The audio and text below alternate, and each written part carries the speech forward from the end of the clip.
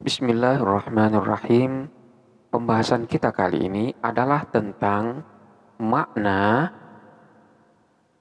dari huruf jar yang berupa lam. Lam sebagai huruf jar memiliki beberapa makna. Makna yang pertama adalah lil milki, yaitu mengandung makna milik. Contohnya seperti lafaz ad-daru li Khalidin. Ad-daru adapun rumah itu li Khalidin ialah miliknya Khalid. Lam di dalam susunan ini adalah merupakan huruf jar yang mengandung makna milik. Contoh yang lain seperti lafaz al-malu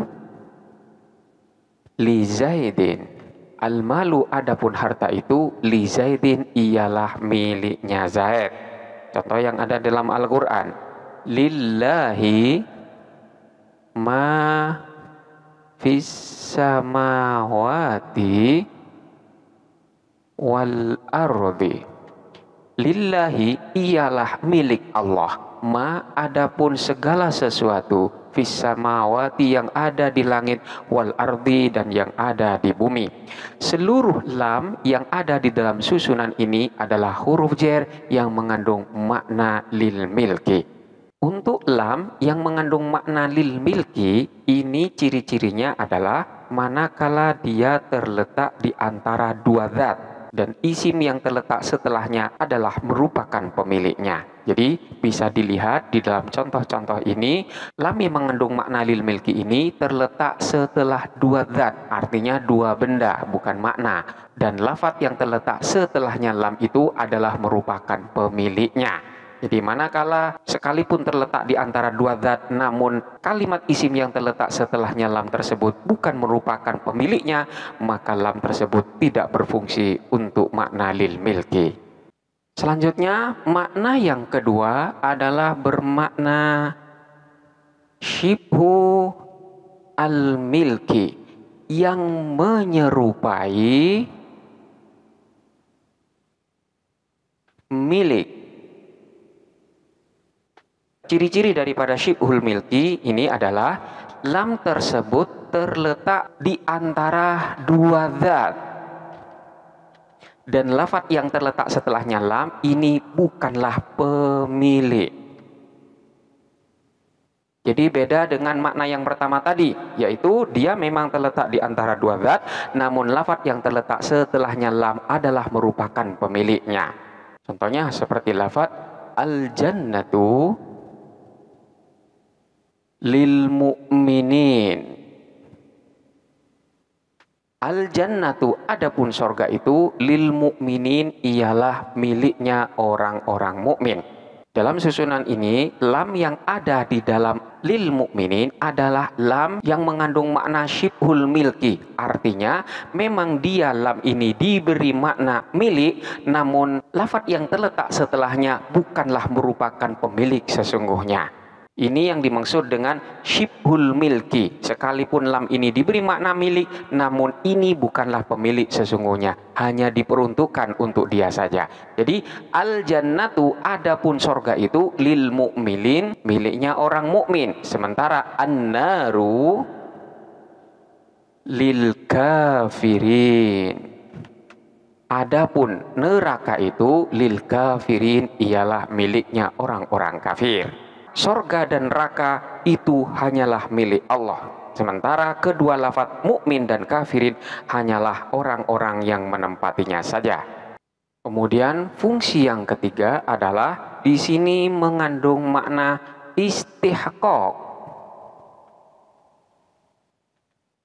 Istihqaq di sini mengandung makna yang berhak. Ciri-cirinya, lam yang ada terletak di antara makna dan zat. Contohnya seperti lafaz alhamdu lillahi. Alhamdu adapun segala puji lillahi ialah bagi Allah. Lam yang ada di dalam susunan ini adalah lam yang mengandung makna istihqaq. Dengan demikian, makna daripada lafaz alhamdulillah ini adalah segala pujian itu memang merupakan hak daripada Allah. Tidak ada yang berhak terhadap pujian-pujian yang ada kecuali Allah. Contoh yang lain seperti lafaz an-najahu lil mu'minin. An-najahu, adapun keberhasilan itu lil mukminin ialah bagi orang-orang mukmin. Keberuntungan yang dimaksud di sini adalah keberuntungan untuk mendapatkan ridho dari Allah. Ridho dari Allah tidak ada yang berhak melainkan orang-orang mukmin. Jadi sesuai dengan janji Allah, yang berhak untuk mendapatkan keberuntungan dari Allah itu hanyalah orang-orang mukmin. Selanjutnya, makna yang keempat adalah bermakna tabyin. Sehingga lam huruf jar ini disebut dengan lam mubayyanah, yaitu yang menunjukkan bahwa isim yang terletak setelahnya lam ini adalah merupakan maf'ul bih bagi lafaz yang terletak sebelumnya, dan lafaz tersebut ada kalanya berupa fi'il ta'ajjub. Contohnya seperti lafaz ma ahabbani lil ilmi. Ma ahabbani lil ilmi, alangkah cintanya aku terhadap ilmu. Lafaz lil ilmi ini adalah merupakan maf'ul bih bagi lafaz yang terletak sebelumnya. Jadi lam yang ada di dalam susunan ini adalah lam tabyin atau lam mubayyanah. Jadi ma adapun sesuatu, ahabba ialah mencintai, apa ma ni kepadaku, lil ilmi terhadap ilmu. Lafaz lil ilmi ini memang merupakan maf'ul bih secara makna bagi lafaz yang terletak sebelumnya. Selanjutnya ada kalanya lafaz sebelum lam tersebut berupa isim tafdhil. Contohnya seperti lafaz Khalidun ahabbu li min Sa'idin. Khalidun, adapun Khalid, ahabbu ialah lebih mencintai, li kepadaku, min Sa'idin daripada Sa'id. Khalid itu lebih mencintaiku daripada Sa'id. Kita perhatikan lafaz li. Lam yang ada di dalam susunan ini adalah lam tabyin atau lam mubayyanah, yang menunjukkan bahwa lafaz yang terletak setelahnya, yang dalam hal ini adalah dhamir ya mutakallim, ini adalah merupakan maf'ul atau objek dari lafaz yang terletak sebelumnya. Jadi Khalid itu lebih mencintai kepadaku daripada Sa'id. Dalam hal ini, jika dikehendakin isim yang terletak setelah huruf jar itu sebagai pelakunya, maka gunakanlah huruf jar ilah. Jadi, manakala dikehendakin isim yang terletak setelah huruf jar ini adalah sebagai pelakunya, bukan sebagai objeknya, maka huruf jar yang digunakan ini adalah ilah. Sebagaimana penjelasan terdahulu. Jadi manakala dikatakan Khalidun ahabbu ilayya, maka saya itu adalah merupakan pelakunya. Jadi Khalidun, adapun Khalid, ahabbu ialah lebih dicintai, ilayya olehku. Jadi yang lebih mencintai itu adalah diriku, min Sa'idin daripada Sa'id. Artinya aku lebih mencintai Khalid daripada Sa'id. Selanjutnya, manakala menggunakan li, maka lafaz yang terletak setelahnya itu adalah objeknya. Maka maknanya berbeda. Khalidun, adapun Khalid, ahabbu ialah lebih mencintai li kepadaku. Jadi Khalid itu lebih mencintaiku daripada Sa'id. Ini perbedaan manakala menggunakan huruf jar ilah dan menggunakan huruf jar li. Kemudian makna seterusnya adalah bermakna ta'lil atau berfungsi sebagai lam sababiyah. Maknanya adalah sebab atau karena. Contohnya seperti lafaz azuruka li ikrami abika. Azuru berkunjung siapa aku kepadamu, li ikrami abika, karena untuk memuliakan ayahmu. Aku mengunjungimu untuk memuliakan ayahmu. Lam di dalam susunan ini adalah lam sababiyah atau lam taklil yang menunjukkan bahwa lafadz yang terletak setelahnya lam ini merupakan sebab dari perbuatan yang terjadi. Jadi aku mengunjungimu sebabnya apa? Karena untuk memuliakan ayahmu. Contoh yang lain seperti lafadz anamu al-ana limusafirin ghadan. Anamu, tidur siapa saya, al-ana sekarang, limusafirin, karena untuk perjalanan ghadan besok. Lafadz limusafirin di sini terdapat lam, yang mana lam di sini berfungsi untuk taklil atau sababiyah, yang menunjukkan bahwa lafadz yang terletak setelahnya adalah merupakan sebab dari perbuatan yang dilakukan, yaitu dalam hal ini adalah saya tidur sekarang. Kemudian yang keenam adalah keberadaan daripada lam huruf jar ini hanyalah sebagai huruf tambahan saja, yang dalam hal ini berfungsi sebagai taukid. Contohnya seperti lafadz ya bu'sa lil harbi. Ya bu'sa lil harbi, duhai pedihnya peperangan itu. Keberadaan lam di dalam susunan lil harbi di sini hanyalah sekedar tambahan saja, yang dalam hal ini berfungsi sebagai taukid. Namun manakala lam ini dibuang, maka tidak akan memberikan pengaruh terhadap makna dalam susunan yang ada. Jadi manakala lam tersebut dibuang, maka akan menjadi ya bu'sal harbi, wahai pedihnya peperangan.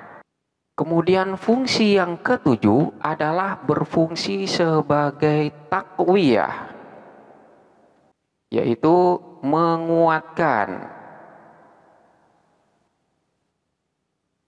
Jadi keberadaan lam tersebut adalah untuk menguatkan amil yang dalam susunan dianggap lemah. Lemahnya amil tersebut ada kalanya posisi daripada amil itu diakhirkan, sehingga dengan demikian dia dianggap lemah. Contohnya seperti lafadz lilladzina hum lirabbihim yarhabun.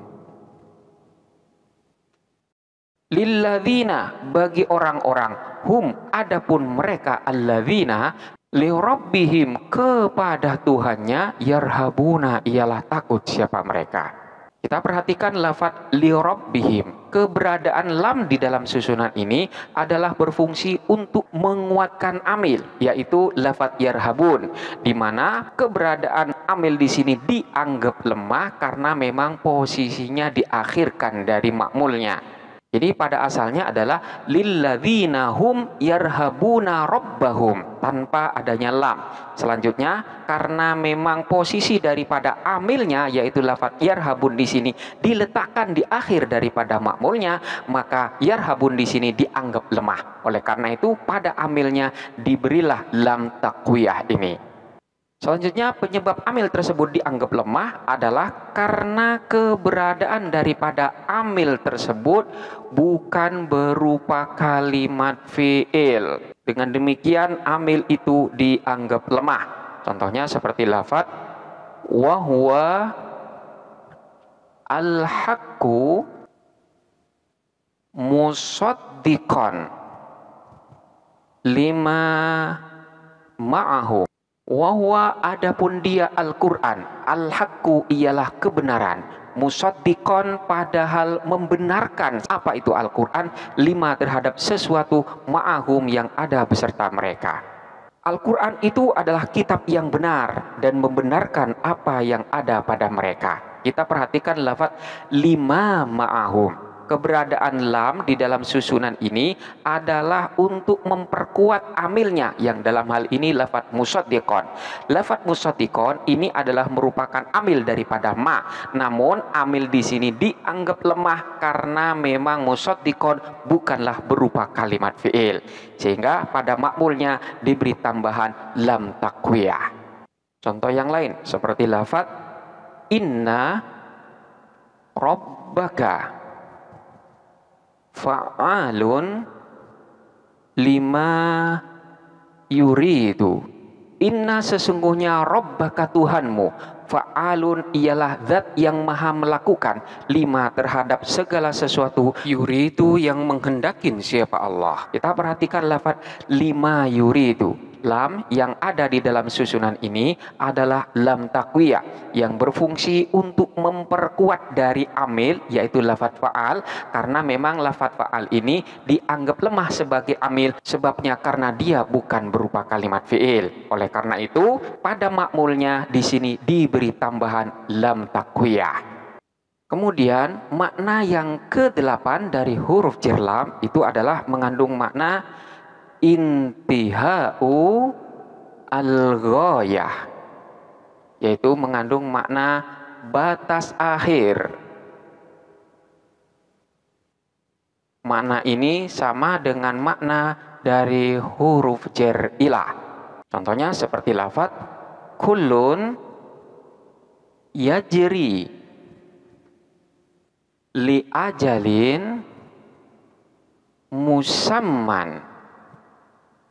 Kulun adapun semuanya, yajri ialah beredar, li ajalin musamma, li ajalin pada waktu musamman yang telah ditentukan. Kita perhatikan lam di dalam susunan li ajalin. Di sini lam mengandung makna intihaul ghayah yang berarti sebagai batas akhir. Jadi segala sesuatu itu beredar atau berlaku pada batas yang telah ditentukan. Manakala batas itu sudah terjadi, maka segala sesuatu itu akan berhenti pula. Contoh yang lain seperti lafadz walau ruddu la'adu lima nuhu. Walau ruddu, andaikan ruddu dikembalikan siapa mereka, la'adu niscaya kembali siapa mereka, lima nuhu terhadap sesuatu nuhu yang telah dilarang siapa mereka.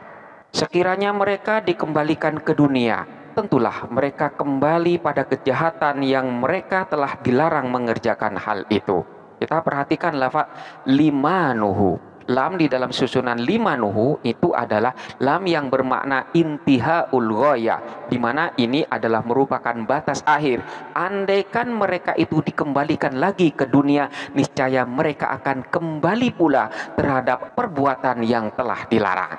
Jadi takdirannya di sini adalah ila ma nuhu anhu. Ilama terhadap sesuatu, nuhu yang dilarang siapa mereka, anhu terhadap itu ma. Demikian pula lafadz li ajalin musamma, ini takdirannya adalah ila ajalin musamman, hingga waktu yang ditentukan. Kemudian makna yang ke-9 adalah bermakna istighatsah. Contohnya seperti lafadz ya la sa'idin li bakrin. Ya la sa'idin, duhai Sa'id, li bakrin, tolonglah Bakar. Kita perhatikan lafadz li sa'idin. Lam di dalam susunan ini adalah lam huruf jar yang berharkat fathah, yang berfungsi sebagai istighosah, yaitu meminta pertolongan. Kemudian yang ke-10 ini berfungsi sebagai makna ta'ajjub. Contohnya seperti lafadz ya lal ma'i, duhai alangkah banyaknya air itu. Lam yang ada di dalam susunan ini adalah merupakan lam yang berfungsi untuk ta'ajjub, kagum dan heran terhadap sesuatu. Pembahasan ini bisa kita lihat di dalam pembahasan munada istighosah dan munada ta'ajjub.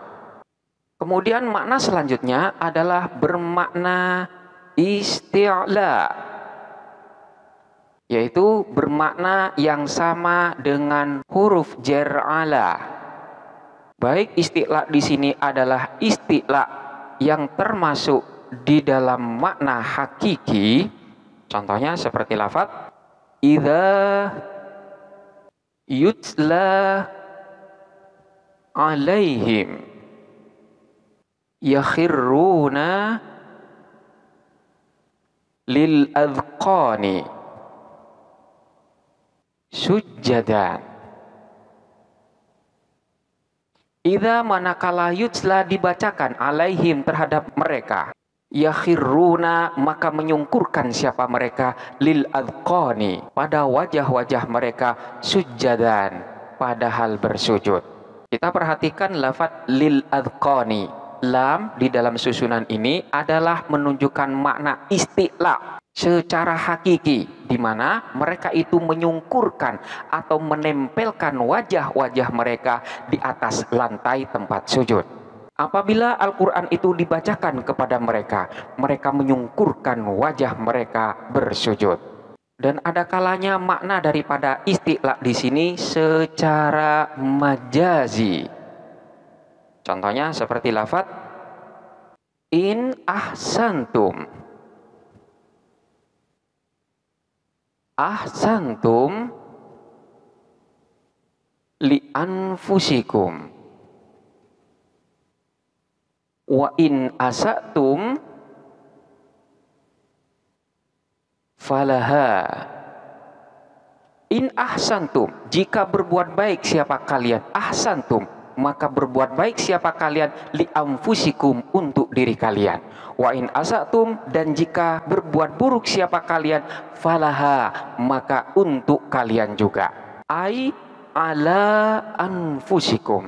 Wa in asatum fa ala anfusikum. Manakala kalian berbuat buruk, maka keburukan itu untuk kalian juga. Kita perhatikan lafaz falaha. Di dalam susunan ini terdapat lam yang bermakna isti'la, yang maknanya pun sama dengan makna daripada huruf jar ala. Isti'la yang ada di dalam kandungan lafaz ini adalah secara majazi, karena memang perbuatan buruk bukanlah berupa benda.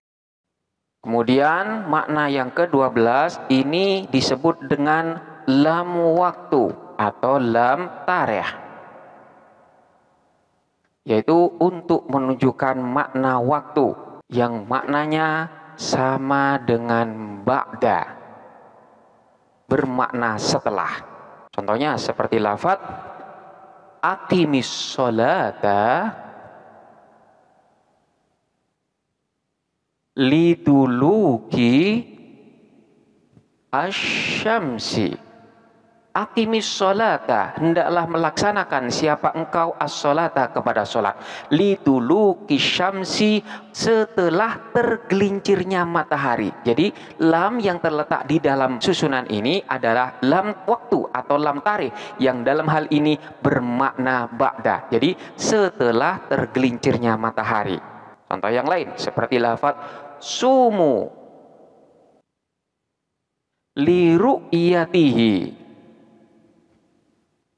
wa aftiru li ru'yatihi. Sumu, hendaklah berpuasa siapa kalian, li ru'yatihi, setelah melihat hilal, wa aftiru, dan berbukalah siapa kalian, li ru'yatihi, setelah melihat hilal. Kita perhatikan lafaz li ru'yatihi pada dua tempat. Lam yang ada di dalam susunan ini semuanya menunjukkan makna waktu atau menunjukkan makna tarikh, yang dalam hal ini bermakna ba'da. Jadi manakala ditakdir sumu ba'da ru'yatihi wa aftiru ba'da ru'yatihi.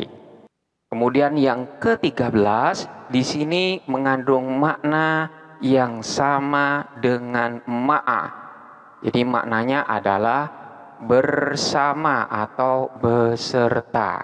Contohnya seperti lafaz falamma tafarraqna ka'anni wa malikan lituli ijtima'in lam nabit lailatan ma'an falamma tafarraqna ka'anni wa malikan lituli ijtima'in lam nabit lailatan ma'an. Ketika kita berpisah, seakan-akan saya dan Malik bersamaan lamanya berkumpul, tidak pernah bertemu satu malam pun. Kita perhatikan lafaz lituli ijtima'in. Lam di dalam susunan ini adalah mengandung makna yang sama dengan lafaz ma'a, yaitu bermakna beserta. Kemudian selanjutnya mengandung makna yang sama dengan huruf jarfi. Contohnya seperti lafaz wa nad'u al-mawazin al-qista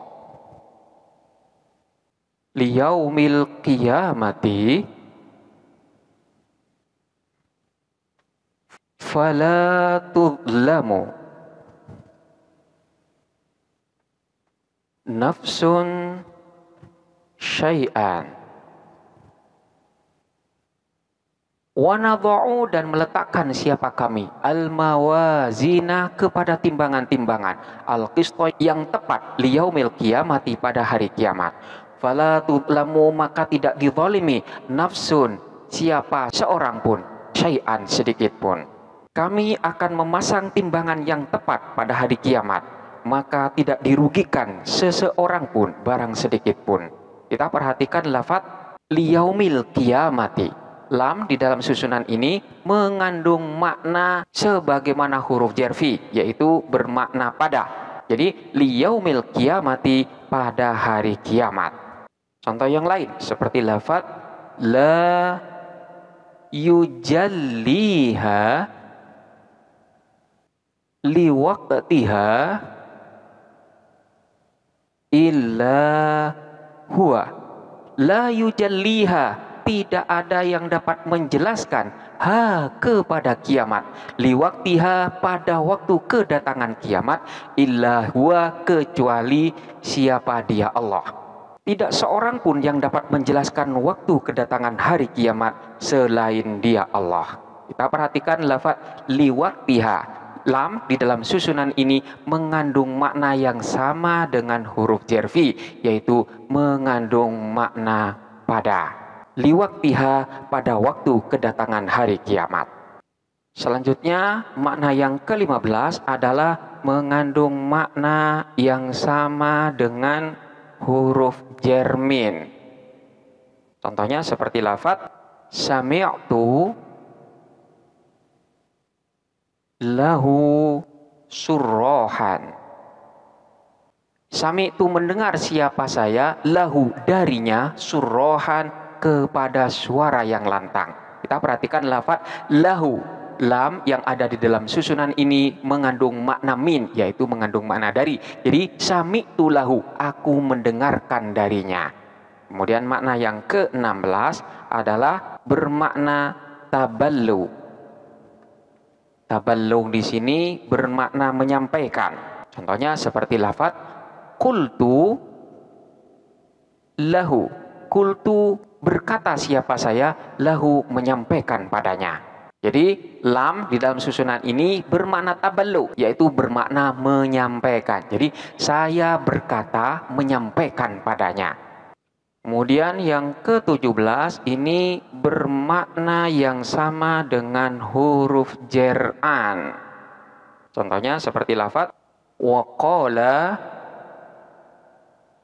alladzina kafaru lilladzina amanu law kana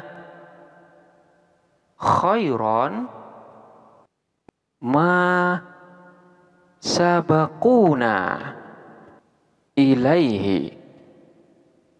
Waqala dan berkata alladzina orang-orang kafaru yang kafir siapa alladzina lilladzina amanu pada orang-orang yang beriman. lau kana khairon, andaikan kana ada apa itu Al-Quran khairon, ialah baik, ma sabakuna ilaihi, ma tidak sabaku mendahuluin siapa mereka, na kepada kami, ilaihi pada ma.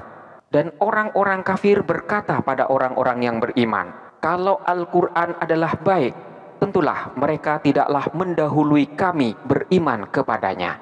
Kita perhatikan lafaz lilladzina amanu.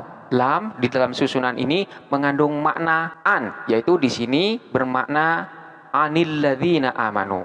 Wa qala alladzina kafaru anil ladzina amanu. Orang-orang yang kafir itu berkata pada orang-orang yang beriman. Selanjutnya yang ke-18 adalah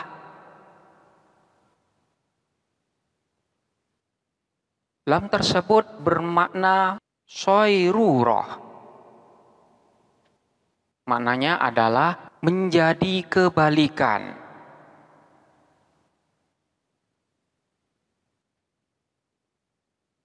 Atau juga disebut dengan lam aqibah. Untuk lam soirurah ini adalah penamaan menurut ulama Kufah. Sementara untuk ulama Basrah menyebutnya sebagai lam aqibah. Jadi ini penamaan dari ulama Basrah. Jadi lam soirurah atau lam aqibah ini sebenarnya sama. Jadi lam soirurah itu maknanya nanti menjadi kebalikan. Sementara untuk lam aqibah ini maknanya adalah akibat yang terjadi. Tapi dalam hal ini akibat yang terjadi adalah kebalikan dari apa yang diinginkan. Lam soirurah atau lam aqibah ini adalah kebalikan daripada lam ta'lil.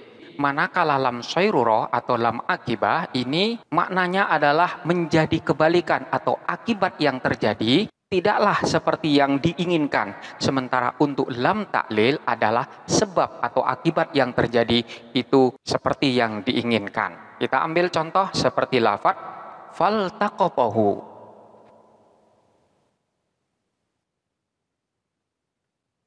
Alu Fir'auna liyakuna lahum aduan wa hazanan. Faltaqapahu, faltaqapa maka memungut hu kepada itu Nabi Musa, alu Fir'auna siapa keluarga Fir'aun, liyakuna akibatnya yakuna menjadi siapa itu Nabi Musa, lahum bagi mereka, aduan ialah sebagai musuh, wahazanan dan kesedihan. Maka keluarga Fir'aun memungut ia Nabi Musa, namun akibatnya Nabi Musa menjadi musuh dan kesedihan bagi mereka. Kita perhatikan lafaz liyakuna. Lam yang ada di dalam lafaz liyakuna ini adalah lam soiroroh atau lam akibah, di mana maknanya adalah menjadi kebalikan dari apa yang diinginkan oleh lafaz sebelumnya. Lafaz sebelumnya kita perhatikan faltaqapahu alu fir'auna. Keluarga Fir'aun itu memungut Nabi Musa. Apa keinginan yang diinginkan? Mereka menginginkan Nabi Musa itu agar menjadi anak yang patuh, agar menjadi anak yang menjadi kebanggaan bagi mereka. Namun apa yang terjadi? Liyakuna lahum aduan wahazanan. Namun Nabi Musa itu menjadi musuh dan kesedihan dari mereka. Ketika Nabi Musa itu menjadi musuh dan kesedihan bagi mereka, maka ini adalah akibat kebalikan dari apa yang mereka inginkan. Ini maksud daripada lam soirurah atau lam akibah. Hal ini kebalikan dengan lam ta'lil, di mana akibat atau sebab yang terjadi itu adalah sesuatu yang diinginkan. Di mana kita ganti lafaz ini dengan lafaz qurrata ainin. Jadi faltaqatahu alu fir'auna liyakuna lahum qurrata ainin. Faltaqatahu alu fir'auna. Faltaqata maka memungut hu kepada itu Nabi Musa alu fir'auna. Siapa keluarga Fir'aun? Liyakuna agar menjadi siapa Nabi Musa lahum bagi mereka keluarga Fir'aun qurrata ainin ialah penyejuk mata. Artinya anak yang menjadi kebanggaan bagi mereka.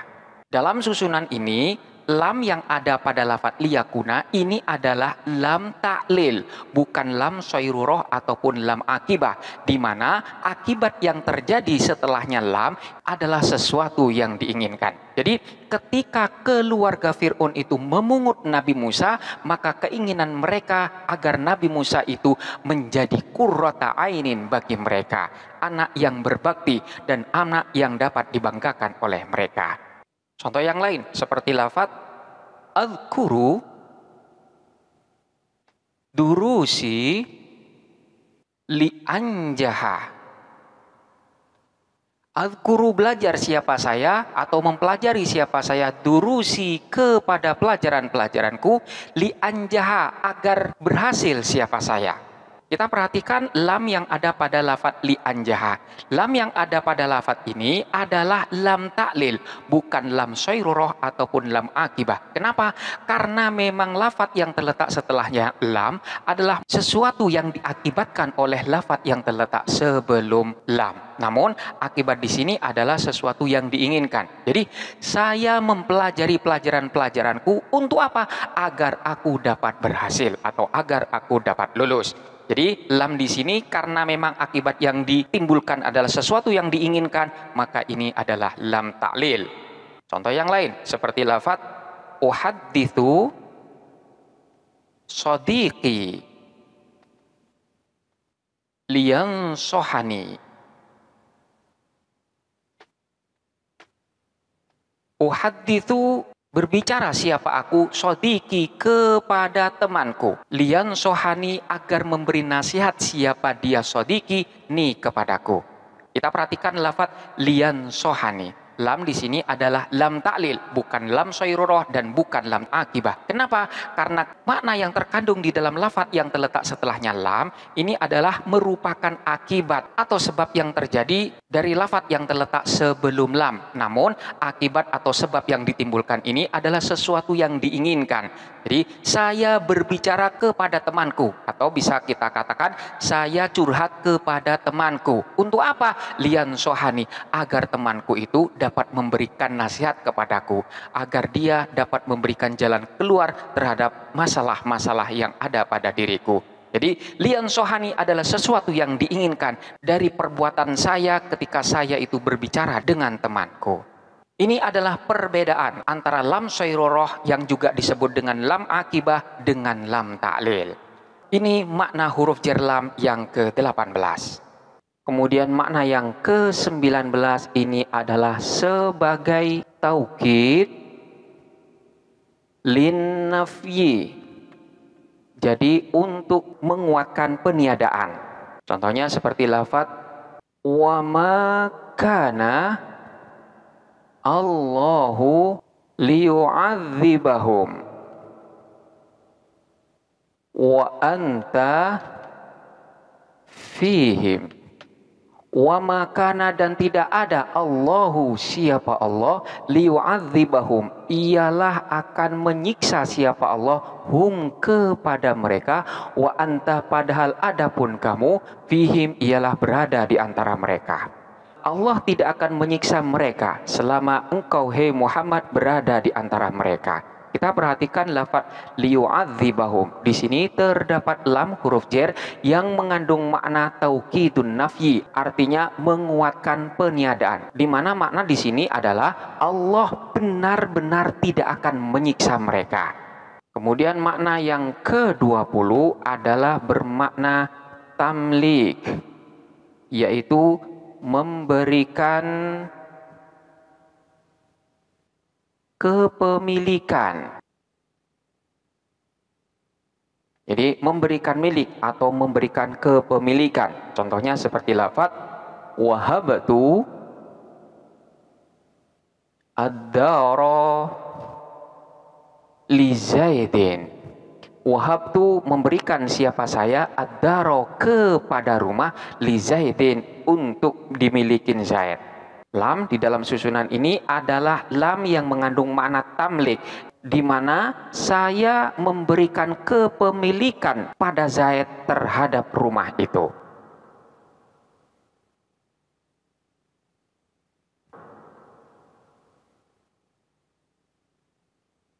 Dan makna yang ke-21 itu adalah bermakna ta'ajub, namun dalam hal ini disertai dengan qasam atau disertai dengan sumpah.